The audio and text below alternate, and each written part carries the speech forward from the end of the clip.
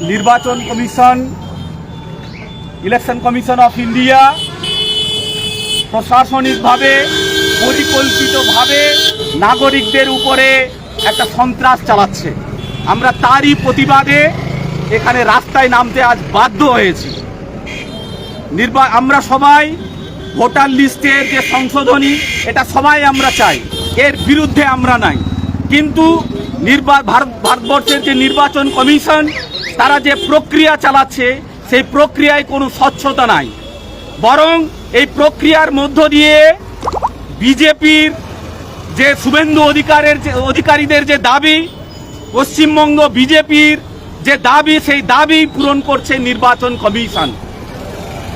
আমরা জানি এসআইআর শুরু হওয়ার আগে থেকেই শুভেন্দু অধিকারী গোটা বাংলা জুড়ে বিষ ছড়াচ্ছিল, বলছে যে নাকি পশ্চিমবঙ্গে 1 কোটি 1.5 কোটি বাংলাদেশি এবং রোহিঙ্গা আছে।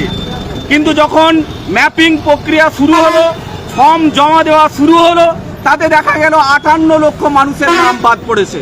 তার মধ্যে 33 লক্ষ মানুষ যারা মৃত বা বিভিন্নভাবে তারা বাদ পড়েছে, এবং কিছু মিসম্যাপিং হয়েছে, যার জন্য 58 লক্ষ বাদ পড়েছে। সেই বাদ পড়াটা কোনো অস্বাভাবিক নয়, বাদ পড়তেই পারে। কিন্তু তারপরে হঠাৎ করে আমরা দেখলাম যে প্রত্যেকটা বিএলও ম্যাপে লজিক্যাল ডিসক্রিপেন্সিসের নামে প্রায় প্রত্যেক বুথে 200 জন করে 300 জন করে মানুষের হিয়ারিং এর নোটিশ আসছে। এটা কি নির্বাচন কমিশন না বিজেপির গোয়ালঘর, এটা আমাদের বুঝতে অসুবিধা হচ্ছে না। এটা যে পরিকল্পিতভাবে বিজেপির দালালি করা হচ্ছে, এটা বুঝতে বাংলার মানুষের অসুবিধা হচ্ছে না।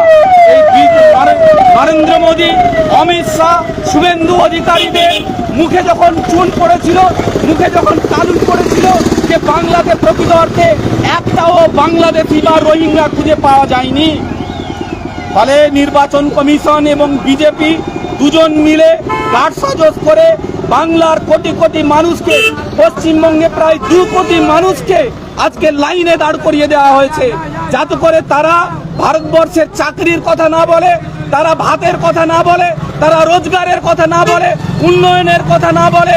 সেই জন্যই তারা এইগুলোকে বাদ দিয়ে বরং এই কাগজের পিছনেই আমাদেরকে ছুটাচ্ছে। এটা খুবই ধিক্কারজনক, এটা ন্যাক্কারজনক। তারই প্রতিবাদে এই যে লজিক্যাল ডিসক্রিপেন্সি, এর আমরা প্রতিবাদ জানাচ্ছি যে ভোটার লিস্ট সংশোধিত হোক, কিন্তু সেই ভোটার লিস্ট স্বচ্ছ প্রক্রিয়ায় এবং স্মুথভাবে, সহজভাবে যাতে এই প্রক্রিয়া হয়, আমরা তার দাবি জানাচ্ছি। এবং নির্বাচন কমিশনের এই প্রশাসনিক সন্ত্রাসের আমরা বিরোধিতা করছি। আমরা এর প্রতিবাদ জানাতে আজকে মিছিল বার করেছি। আজকে নেতৃত্ব কারা দিচ্ছি? আজকে এখানে welfare party of India Paschimbanga শাখার রাজ্য সহসভাপতি মির্জা নুরুল হাসান আছেন, জেলা সভাপতি রবিউল মির্জা আছেন, জেলা সম্পাদক আমিনুল ইসলাম আছেন, এবং ব্লকের দায়িত্বশীলরা আছেন। সবাই নেতৃত্ব পর্যায়ের লোকেরাই এখানে শতাধিক মানুষ আজ তাৎক্ষণিকভাবে জমায়েত হয়েছে, এবং এটা তাৎক্ষণিকভাবেই করা হয়েছে, নেতৃত্বদেরকে নিয়ে করা হয়েছে।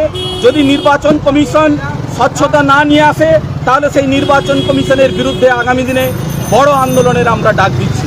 আমার নাম আমার নাম Sarwar Hasan, welfare party of India Paschimbanga রাজ্যের সহসভাপতি।